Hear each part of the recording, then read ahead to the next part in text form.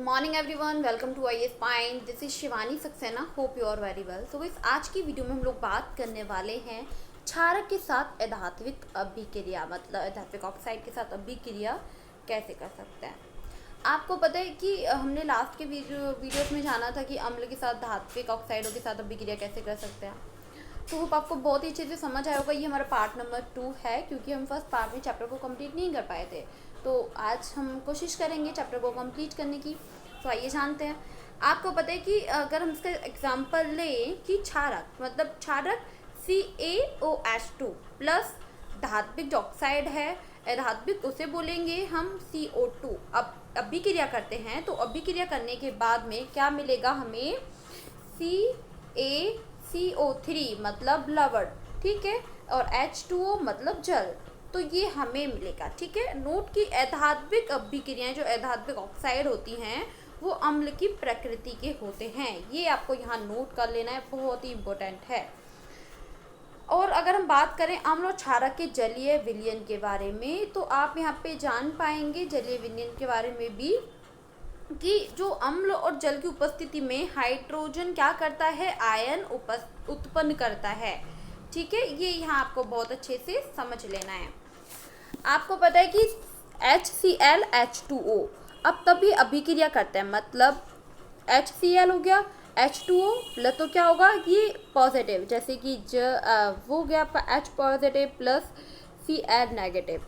ये कैसे हुआ? इसमें कि हाइड्रोजन अम्ल हो गया, ठीक है। हाइड्रोक्लोरिक जो अम्ल है वो जल की उपस्थिति में हाइड्रोजन आयन को क्लोरीन आयन बनाता है। ये यहाँ पे आपको समझ लेना है। अगर हम इसके बारे में सेकंड जानते हैं, आइए।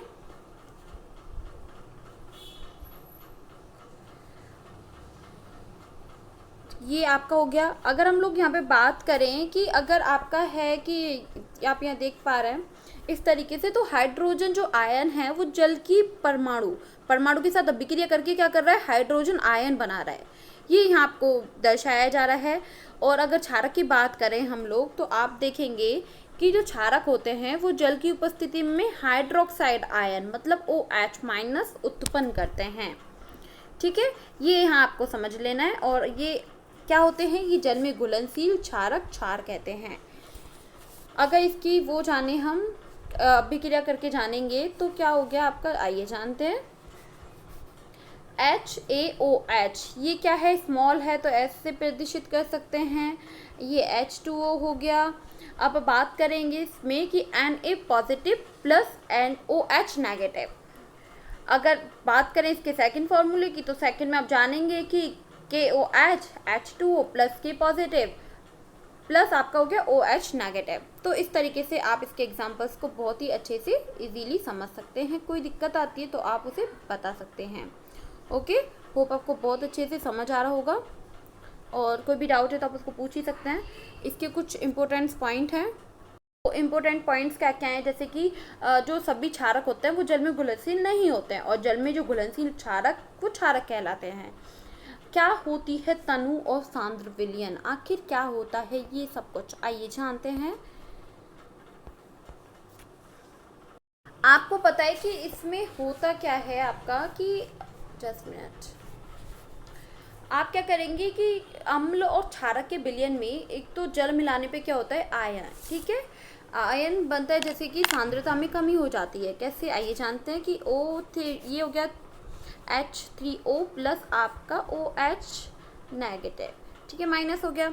अब उदाहरण के लिए हम जानते हैं कि हमें सांद्र सल्फ्यूरिक अम्ल लिया गया और अगर उसमें हमने जल मिला दिया है जल, तो ये तनु सल्फ्यूरिक अम्ल में बन जाएगा।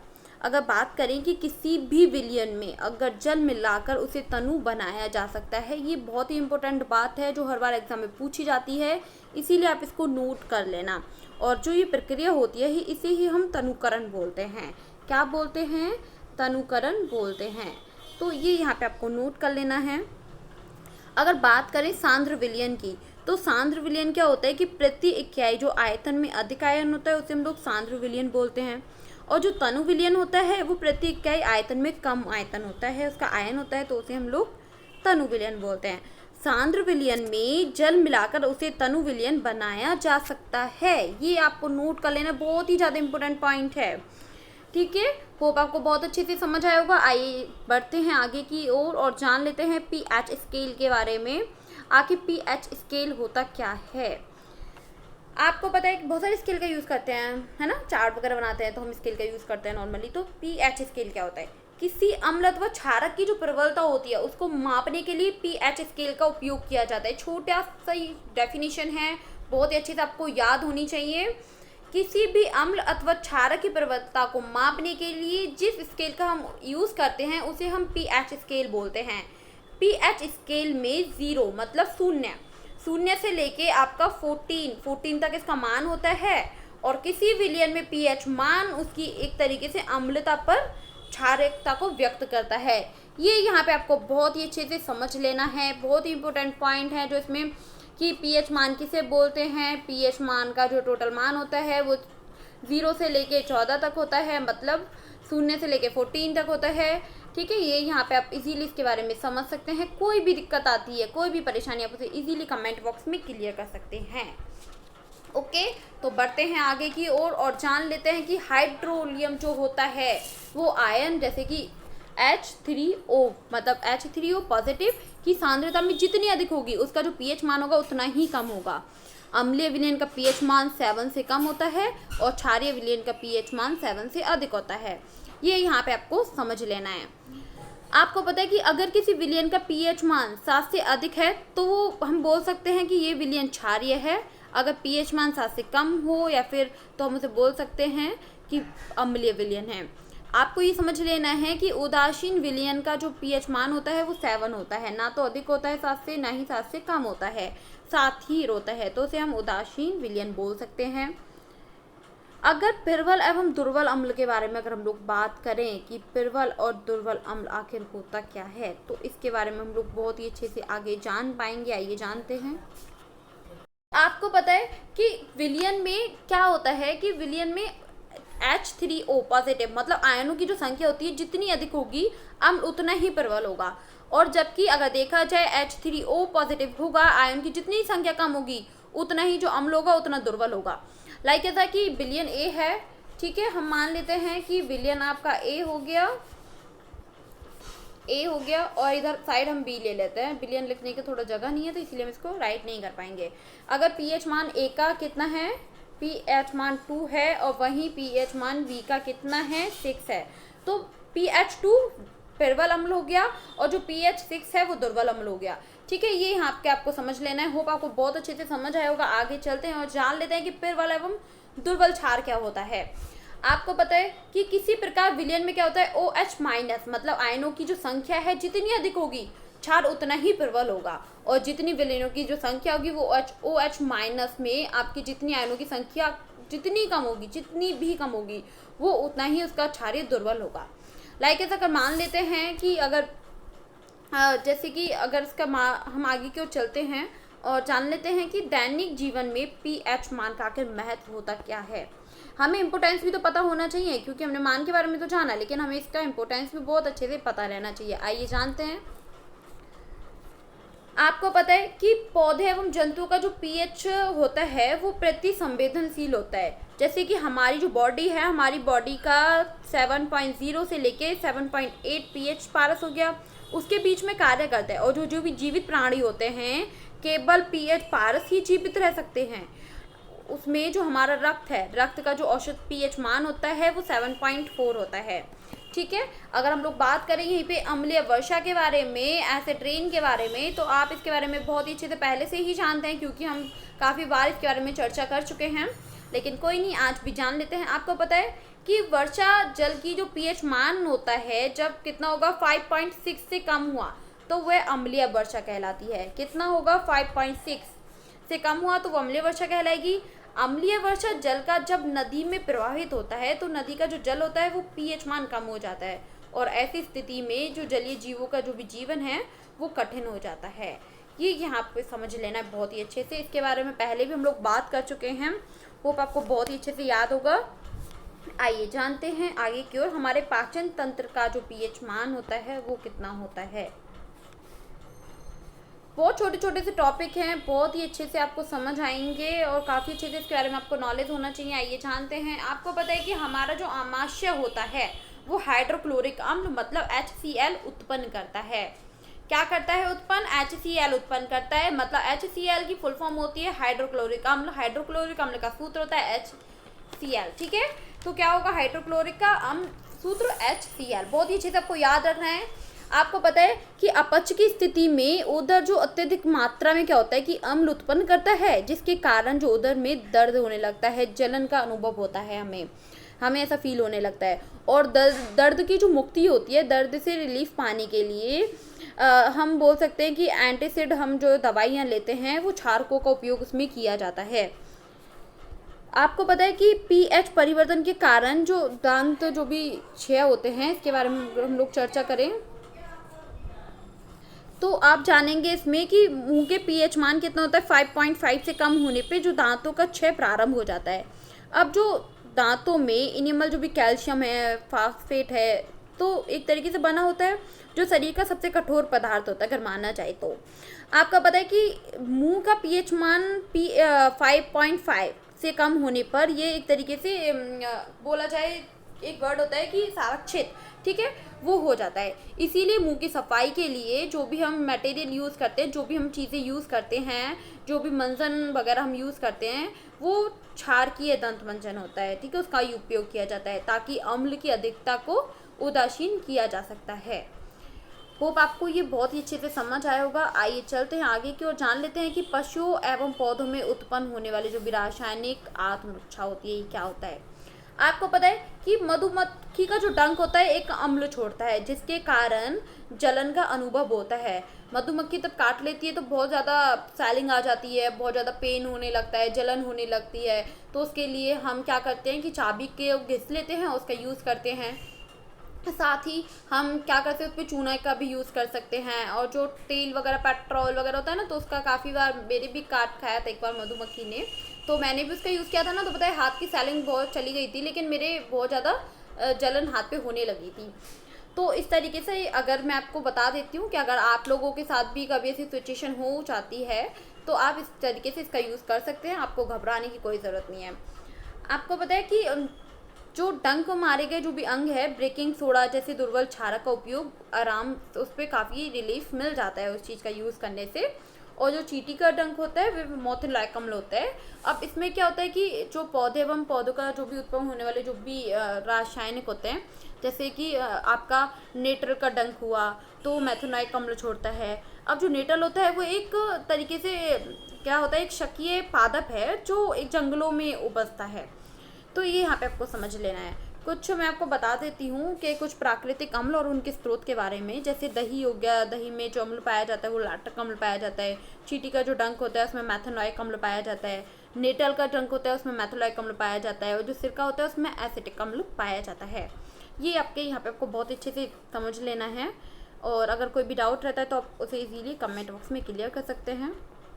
हम लोग बात करते हैं नेक्स्ट कि अम्ल, ठीक है, जो लवण होता है, लवण का पीएच मान आखिर क्या होता है। ठीक है, यस, हाँ यही टॉपिक है, कोई दिक्कत नहीं। हाँ, तो आइए जानते हैं। आपको पता है कि लवण का जो पीएच मान होता है वो कितना होता है। मतलब कि प्रबल जो अम्ल होता है और प्रबल जो क्षारक होता है, वो लवण का पीएच मान आपका 7 होता है। और जो प्रबल जो अम्ल मतलब दुर्बल क्षारक जो हुआ, वो लवण का पीएच मान 7 से कम होगा। और जो दुर्बल अम्ल जैसे प्रबल क्षारक के लवण का जो पीएच मान होगा वो 7 से अधिक होगा। ये यहाँ आपको अच्छे से समझ लेना है। अगर हम लोग बात करें साधारण नमक के बारे में, तो इसका जो रासायनिक नाम होता है वो सोडियम क्लोराइड होता है। अब इसका जो उपयोग करते हैं हम अपने भोजन के साथ करते हैं ना, करते हैं। समुद्री जल में कई प्रकार के लवण उपस्थित होते हैं, ये यहाँ आपको समझ लेना है। और वो उसमें समुद्र में घुले होते हैं। और लवणों का जो सोडियम क्लोराइड है वो पृथक किया जाता है। आपको पता है व्यंजक चूर्ण आखिर क्या होता है। ठीक है, ब्लीचिंग पाउडर आखिर क्या होता है ये जानते हैं।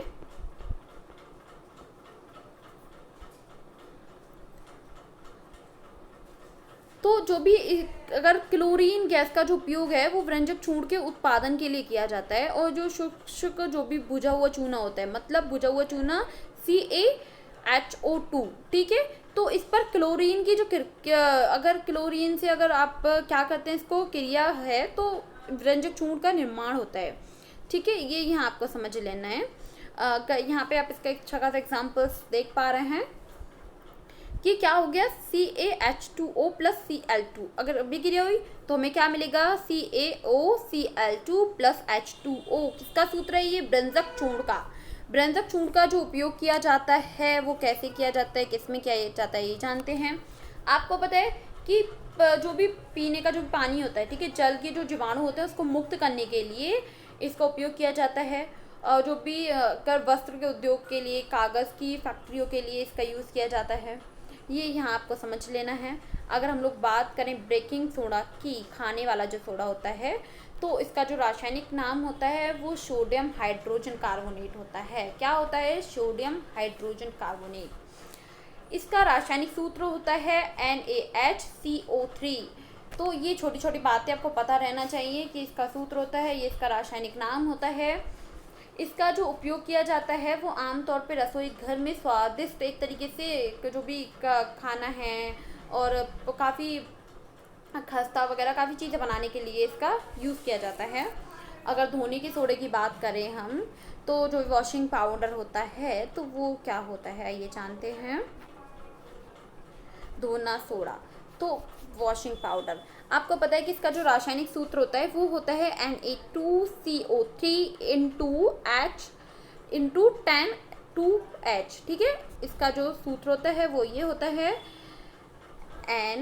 हाँ देखिए आप यहाँ देख पा रहे हैं, सॉरी, Na2CO3 इंटू 10H2O, ठीक है, ये इसका सूत्र होता है। इसका जो उपयोग किया जाता है वो घरों में साफ़ सफाई के लिए इसका उपयोग किया जाता है। इसका उपयोग किया जाता है जैसे कि सोडियम कार्बोनेट का उपयोग कांच जैसे साबुन में किया जाता है ना, कागज़ वगैरह के उद्योगों में किया जाता है। साथ ही जो भी जल की स्थायी जो भी कठोरता को हटाने के लिए भी इसका उपयोग किया जाता है। एक होता है टॉपिक आता है आपका काफ़ी इम्पोर्टेंट है, बहुत ज़्यादा इम्पोर्टेंट अगर बोला जाए, जिप्सम। आखिर जिप्सम क्या होता है, आपको पता है जिप्सम के बारे में?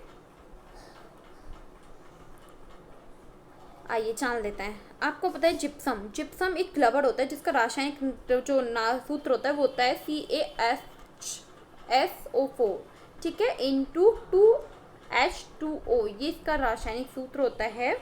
प्लास्टर ऑफ पेरिस, ठीक है, प्लास्टर ऑफ पेरिस के बारे में अगर बात करी जाए तो आप यहाँ पे जानेंगे कि जो भी अगर जिप्सम को मतलब अगर हो गया कि 27, अगर आप ले सकते हैं कि 373 ले सकते हैं के पर आप गर्म करने पे ये जल के अणुओं को त्याग कर कैल्शियम का हेमीहाइड्रेट बनाता है।